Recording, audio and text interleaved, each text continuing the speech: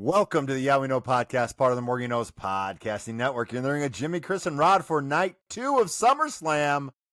Nothing really major happened on this one, did it, boys? Night 2 of SummerSlam. That's the first major thing we have to say, right? Like, we have to soak that in. Yeah. We just experienced the first ever 2-day SummerSlam, and I questioned at one point, would they have enough to fill? And boy, did they have enough to fill. And I think, Chris, we finally got the main event of WrestleMania done correctly. I mean, I guess they got a do-over. It was definitely what we were expecting at WrestleMania. So that was nice. Maybe it went a tad long, but other than that, I thought that was a great match. Okay, so let's start there because I need to tell you why we're not going to start with most of the other part of the show. But John Cena, Cody Rhodes, we were expecting maybe a double turn here, but it seemed like a passing of the torch more than anything with Cody Rhodes winning. I'm really glad. I love the way they did it. Obviously, the Cody cutter off the top was a little, at the very end, just didn't look as pretty as it should have, which is fine. Give them a break. They were wrestling for a good long time. The right person won. We're going to see what happens moving forward. First of all, let's go there. Do you think the right person won? Were you happy with the match, Chris? No. I thought they botched this whole thing, right? I thought they botched it with turning Cena back to face. I thought they had a good thing going. They had a surefire way to the end of the year, and then you pass the torch. Like, I really think they messed up. Okay. I can see, Chris, where they don't do the Cena promo on Friday, but after the reaction tonight and the match, maybe he does it on Monday or next Friday. I could see that. Rod, your thoughts? You know, like, I went back and forth on this a little bit because we have certainly talked about how all of us, and I at one point thought that Cena wouldn't win the belt as a heel. You know what I mean? So then he, heel won the belt, kept the belt as a heel. So I've been wrong on this, but to me, the character of John Cena, the only way he's going to turn back to face is the exact way that he did it, right? Like if he's going to be all about the hustle, all about the loyalty, all about the respect, he's basically just going to tell us that that's on his mind, and that's what he's going to go back to. You know what I mean? So, like, I completely bought the way it went down on Friday night. And then seeing the ultimate end of SummerSlam, I guess it all comes together and makes a little bit more sense, right? Because if Cody's not going to turn, we needed another villain to come around, and boy, Jimmy, did we get another villain coming around. Yeah, so it kept going back. Cena was staying in the ring. I'm like, why is he staying in the ring still? Cody went over to him, and then it was kind of cool. Cody did give him, I'm going to walk out. He actually, I think, did side ramp, which he has specifically said he will never, ever do side ramp, which I thought was hilarious. Always working the work with Cody Rhodes for sure. And then Cena was in there. Everyone was giving him his just, but his music didn't hit. But someone else's did. The Beast Brock Lesnar is back. There's a whole lot of backstory there, guys. First of all, Brock Lesnar looking a little trimmer, first of all, than he has in a long time. When he took that coat off or the vest off, it's like, slim down a little bit. Still, believe me, still a beast, right? No pun intended. Chris, I thought that was kind of cool at the end. Did not expect that coming. No, I didn't expect Brock Lesnar to ever be back in WWE, to be honest, right? Like, that was a shock in and of itself. But Jimmy, I'm a newbie wrestling fan. You're gonna have to fill me in on this John Cena, Brock Lesnar backstory. All right, so Chris, I love you. There was a Raw, and Cena was out doing a promo at the very end. And then it was a Raw after WrestleMania, wasn't it? I think. Sounds right. And all of a sudden, after years of not being there, Brock Lesnar's music hits. And he and Lesnar ended up having a very hard-fought match at SummerSlam, ironically enough, where Cena did win. Super Cena did beat Brock Lesnar, but that kind of started that off. So we're going to kind of go full circle here and have Lesnar and Cena probably at Survivor Series, I would think. So I would definitely recommend watching that match between Cena and Lesnar because it was a pretty big match. It's Brock being back is a surprise for lots of other reasons as well, but I guess it continues to be just more of the WWE saying we had a Vince McMahon problem and Vince McMahon is no longer around, so pay no attention to what's going on here. You know what I mean? It seems to be a little bit more of a continuation of that. So let's just leave that where it is. This isn't really the show where we cover too much of that. I was excited to see Brock Lesnar back as a wrestler, excited to see him trim. My immediate thought, though, went to how much Brock Lesnar are we going to see, right? Is Brock going to commit to popping on a couple of Netflix or SmackDown, wherever they choose to land him? I guess probably wherever John is at, right? But it'll be interesting. Are we just going to get Brock for 2 appearances and then, the next pay-per-view? He's not going to show up in Paris, and I can't figure he's going to show up in Perth, Australia. So, Jimmy, your thought of Survivor Series is probably correct. Yeah, we might see him in one of those two. You never know. Money talks, but also Brock Lesnar really doesn't need it because he lives in, the outback of Minnesota and doesn't really care, and he can, kill things with his hands. Like literally, Chris, he has a butcher shop, I believe, that he owns. So I thought it was in Canada is where he lived at. It might be. I mean, he's from Minnesota. Could be over, across the border. I don't know, Chris. Okay, I'm sorry. So that was a great way. The endings of these two shows were fantastic. I really thought they did well. I was a lot higher on the match than you, I think, Chris, just because it's time to move on from Cena as that champ. He had this amazing final match here. We were all so down on that Mania, probably the worst Mania main event in history. This was the capper to that, and they did a terrific job with that. So I'm very excited. Oh, to see Cena pull off a match like that at his advanced age, when we've heard that he's dealing with, certain conditions and things of that nature, and seeing how stiff he was at every other attempt we had at a match with him, to see something like this get pulled off is just amazing. And like you said, Jimmy, to think that he's got 4 months left, I don't know. I don't know if I would be so sure about that 4 months left. We could easily see a quicker wrap up of this, I suppose, right? And John Cena's appearances are a bit more like what Chris threatened at one point, where he's around and he's making these scheduled appearances to at least sell the tickets. But other than a match with Brock Lesnar, I don't know how many more times we're going to see the guy in the ring.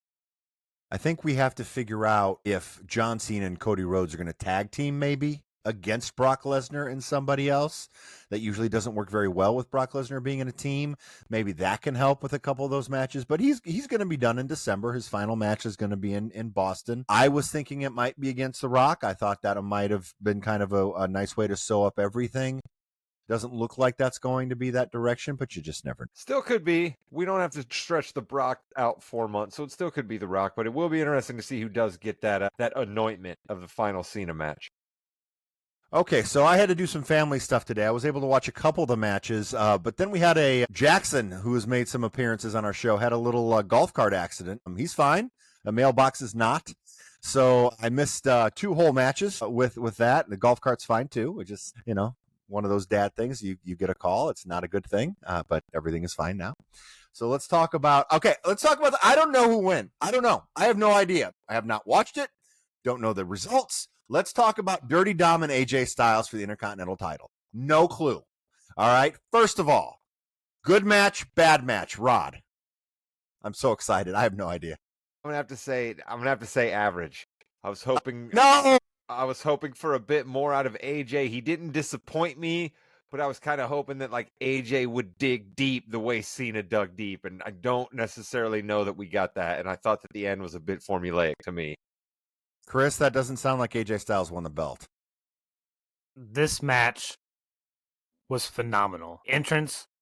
AJ's entrance, Jimmy, was truly phenomenal. I wrote that in our chat group. Like, it was awesome. It was a throwback to Eddie Guerrero entrance at his SummerSlam match against Rey Mysterio for Dominique's paternal rights.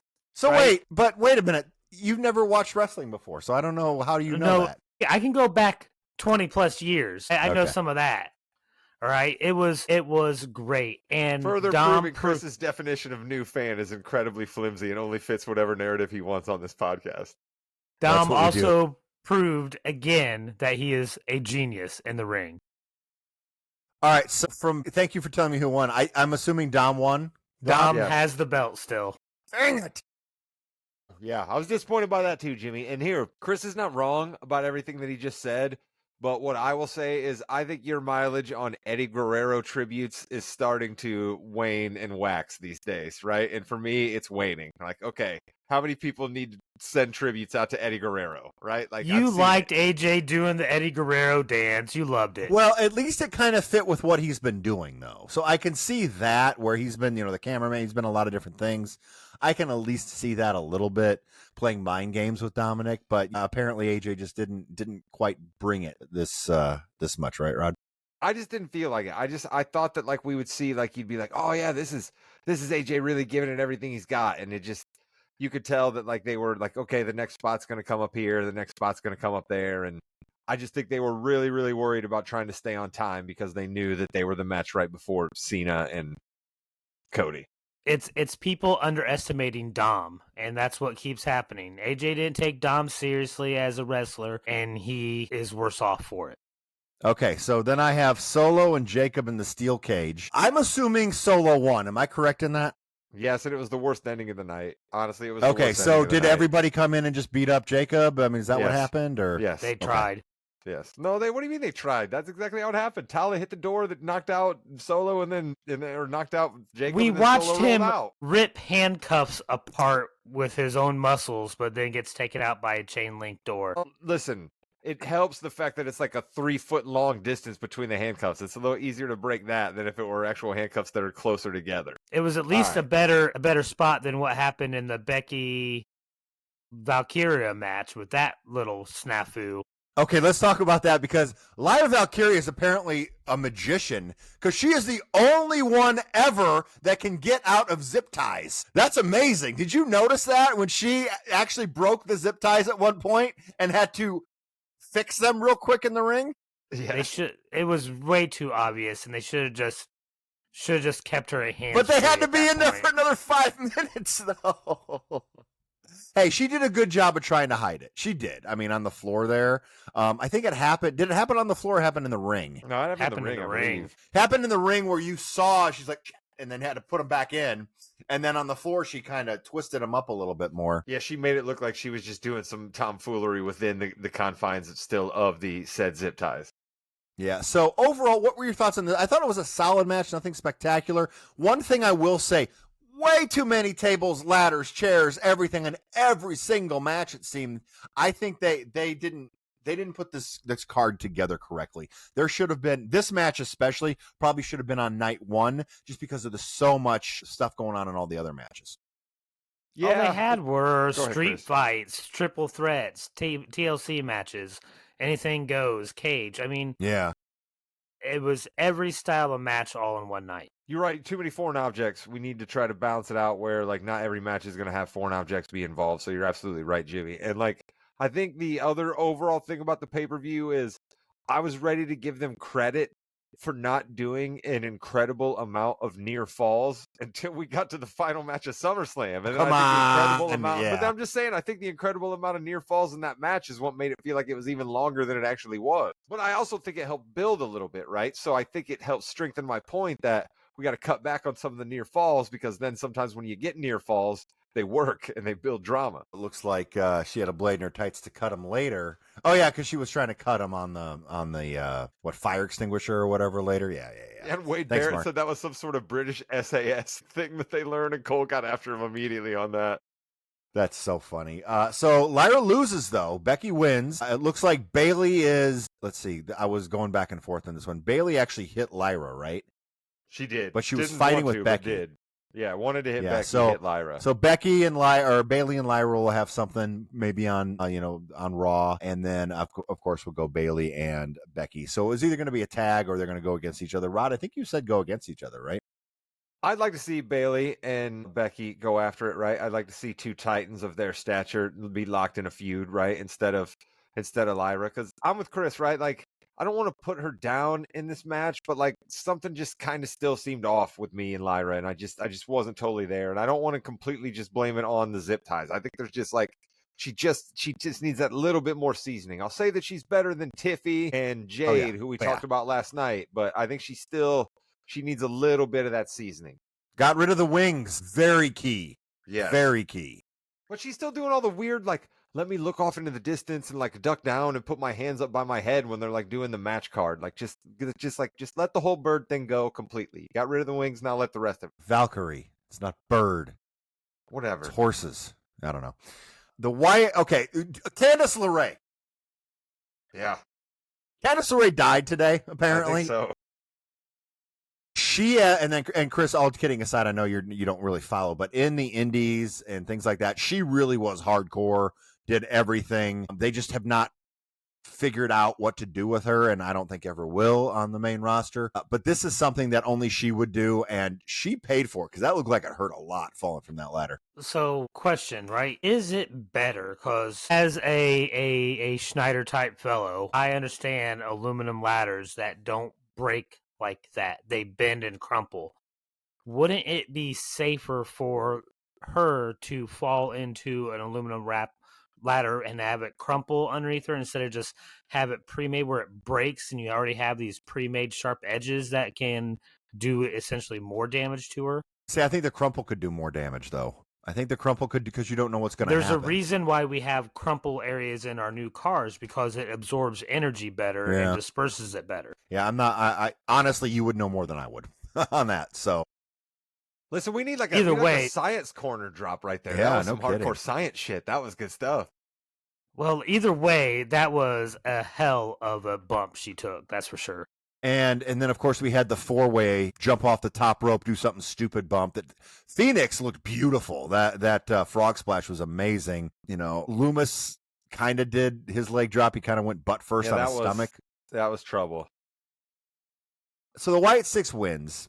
I do like the fact that everyone on the outside got involved, because why wouldn't you? You know, why wouldn't Uncle Howdy come in and help? Why wouldn't Eric Rowan come in and help? Why wouldn't the managers come in and get involved? Yeah. Pat on the back. Little BFAB action. Pat on my back for that one. Thank you. I was also pretty impressed and pleased to see a couple things I hadn't seen before. Phoenix on top of Andrade almost reaching the belts, right? Without a ladder. Cool. That was cool. Yeah. Right? The managers coming in and trying to steal the belt while everyone's outside. Like, I didn't realize that was even an option in a ladder match, and I thought that was a great idea. You're Mr. Anarchy. You totally would go for something like that if you were in a ladder match. Like, that's absolutely what you would do. You're Mr. Anarchy. Oh, shocking. Someone agrees with Rod. Rod's always right. Rod's always right. Thanks, Mark. It's the Morgan Podcasting Network for a reason, folks. It's not the Chris King Podcasting Network. It doesn't go off the tongue just as easy, does it? So we have the Wyatt Six winning. There were a couple of timing issues with the match. Number one, I thought the match was way too short. Both Jackson and Izzy were like, it's over already, because they loved that match. But like you said, though, Jim, they're having the equivalent of car crashes every couple of minutes. How long can it go on? Exactly. Wyatt Six wins. They'll move on. I like that. Honestly, I like that. I didn't know who I wanted going into that match. I really didn't know who I wanted going into that match, and the Wyatt Six keeping it is fine with me, because I just think there's so many stories you can tell with those guys. They're so weird. The creepiness works with a brawl with literally anybody. Everybody makes sense being scared of them, so it's just like, okay, cool, let's do that. It's definitely not the Motor City Machine Guns. Does anybody get less reactions when they do anything than the Motor City Machine Guns? Like, D.I. looks like a huge fan favorite when you put him on the Motor City Machine Gun. That is not a compliment. You know it. Watch your mouth. DIY is amazing. So Ciampa had to stand on the ladder for about 10 minutes with no one coming up because someone forgot. It's fine. No problem. Hey, but that core strength he showed while he was hanging from those belts was impressive. That was insane when he went. That's crazy. He is a very strong man. So then we had Naomi, Rhea Ripley, and Io Sky to start off everything. You know, these triple threat matches in the WWE, can somebody do something different for an ending? That's all I ask. So it needs to, first of all, it needs to go to a 3-way dance where whoever gets pinned first is out, and then the other two wrestle, and whoever wins that is the champ. It needs to be a 3-way dance. ECW did it a long time ago. I don't understand why. It's timing. It's the only thing the Janitors League does correct at this moment. It's the only thing the Janitors League does correct at this moment. They don't have 3-ways. They got 3-way dances. I do like that Rhea got pinned. I thought that was good. I like that Naomi retained. Other than that, this was a out of the corner of my eye match I was watching. How do you guys think it went? Chris, I gotta second, Jimmy here, the Mrs. Morgan, pulled me away to help her out with a little bit of an errand here as the show was starting. So you're actually the only member of this podcast that laid eyes on the match. I walked in as Naomi was walking up the ramp with the belt. I think probably the right person walked away with the belt. I think that keep Naomi as a heel. I think she is really good in the ring. I will say this. I am probably getting tired of roll-ups finishing women's matches almost as much as you old heads are probably tired of sleeper holds finishing men's matches, right? Like, I'm getting tired of the roll-ups, the cheap little things that should be easy to get out just because you're getting your tights pulled. Somehow you can't kick out all of a sudden. It's the surprise, Chris. You're not sure what happened. You can't react in 3 seconds. You guys I are love crazy. By the way, fave complaints.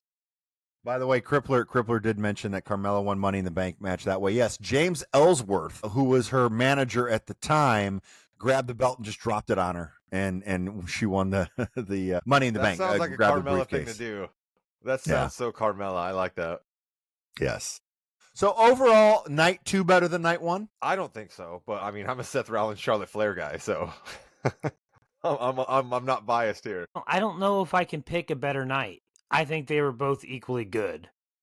Right? Okay. For the first 2 night SummerSlam, right? I don't think we were going to get one great night. I think if what we need is and what we should expect are 2 good nights, and that's what we got. Yeah, I mean, really, if you take the best 6 matches from both nights, that's your SummerSlam. And we still didn't get LA Knight, right? I mean, like I said, I complained about 2 nights. We still didn't get LA Knight. We still Damian Priest, who's been, readily involved in a lot of stuff. Damian Priest out. He wasn't You involved. did get a Karrion Kross. We did get Karrion Kross in a 7-minute match. Yeah, or 8-minute match, yep. Right? For the last time. we can't we got Dirty Dom, right? So that's a good one. Jimmy, can I go out on a quick little kayfabe complaint here? Sure. So the cage match, all right, the MFTs or the MTFs, is it MFTs? It doesn't matter. They come down to the ring. They're surrounding the steel cage, right? Jimmy Uso's music hits. He comes in from the crowd, drops a couple of kicks on people, right? And he makes things go his way for a little bit. And you're like, all right, cool. He's evening the odds. Jimmy then proceeds to get thrown over the desk, right? Just thrown over the desk. He doesn't get slammed through the desk. He doesn't really somebody doesn't jump off the top rope. So they just throw him over the desk. And he is done. He is out and done for the entirety of the rest of the finish of that cage match, where we had Talatonga was able to climb up to the top of the cage. He was able to handcuff Jacob Fatu at one point. We had Cobb was doing a whole bunch of stuff. I just called him Cobb. JC Mateo was doing a whole bunch of stuff. I love you, dude. Jimmy No, Uso I love you. laid out the whole time. So I just, I understand that we're all here for entertainment. And I understand that things get tough to write and you have spots that you want to get to, but could somebody stop them real quick and be like, guys, can we maybe have something more happen to Jimmy Uso than just getting thrown over a desk and then him being laid out for 7 straight minutes when we got guys kicking out of pins after taking 2 straight finishers? Like, can we try to clear that up, Jimmy? Am I asking for too much? Yeah, it's what they needed. Yeah, I agree. It's such a small thing that you would think. But also, Rod, why do you get hurt if you miss a drop kick, but you don't get hurt if you hit a drop kick? It's the same. It's True. The same spot. That's true. Why? So these are the unexplained things that I guess. Why is a roll up? Why are you so shocked and surprised when you get rolled up that you can't kick out in 3 seconds? We leave you with these this questions. One burns Chris up on the Yeah We Know podcast. Listen, I'm going to say one last thing too, because I had listened to the podcast and you guys talked about. And maybe it was even Rod in the chat thread, but he was talking about watching some old Raws from the 80s, 90s, right? And how much better that professionals were at selling things back then compared to now. I think tonight we saw a good example of that because you saw Dom and AJ really selling things a lot more than I did in a lot of other matches. You love that just Dom trying and to talk AJ up match. Dom. I can't wait to watch it. Talking up Dom. Good Lord, just always Dom. The Dom propaganda on this podcast is insane coming out of Chris. He's a genius, Rod. You're going to have to admit it. And with that, you've been listening to the Yeah We Know podcast, part of the Morgan You Know's podcasting network. You're in the ring with Jimmy, Chris, Rod, and thanks, Crippler, for all the notes. Crippler, you're the man. Goodbye, net. Yeah. The